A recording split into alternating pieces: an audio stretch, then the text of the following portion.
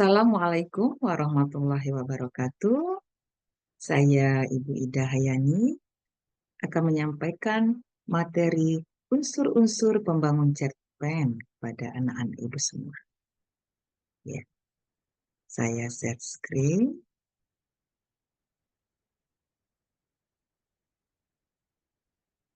Oke. Nah, hari ini kita akan membahas unsur-unsur pembangun cerpen. Nah, tujuan pembelajaran kita adalah memahami unsur-unsur pembangun cerpen untuk kelas 11 SMA fase F kurikulum merdeka. Ya. Cerpen menurut Kamus Besar Bahasa Indonesia merupakan kisahan pendek kurang dari 10.000 kata yang memberikan kesan tunggal yang dominan dan memusatkan diri pada satu tokoh dalam satu situasi. Nah, unsur pembangun cerpen adalah unsur-unsur yang membangun dari dalam dan dari luar karya sastra atau cerpen itu sendiri.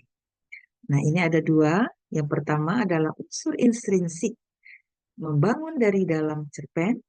Kemudian yang kedua adalah unsur ekstrinsik, membangun dari luar cerpen.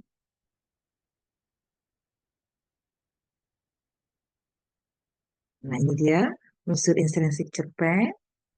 Ada tema, ada tokoh, penokohan, kemudian ada sudut pandang, ada alur, ada latar, ada gaya bahasa, amanat, serta dialog.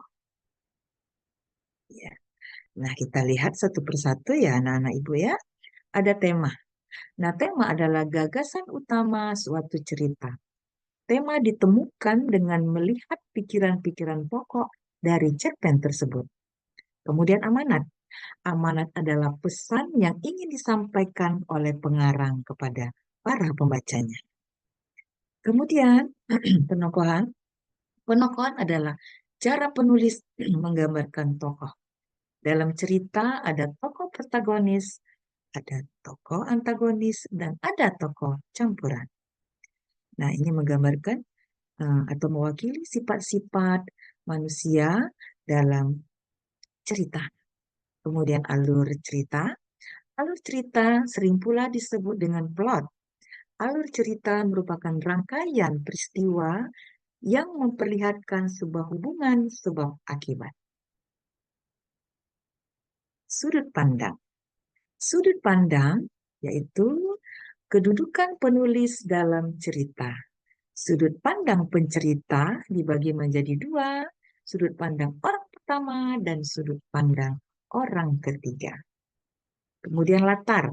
Latar adalah segala keterangan, petunjuk, acuan yang berkaitan dengan tempat, waktu, dan suasana terjadinya suatu peristiwa dalam karya sastra. Dalam hal ini adalah cerpen. Nah, kita lanjut. Ada gaya bahasa. Gaya bahasa ini merupakan bagaimana pengarang menggunakan bahasa yang tepat sehingga bisa menampilkan suasana sedih, gembira, menyeramkan, romantis, atau suasana penuh sindiran. Berikutnya adalah dialog. Dialog mengacu pada percakapan tertulis diri tokoh itu sendiri dan dialog antar tokoh dalam cerita pendek.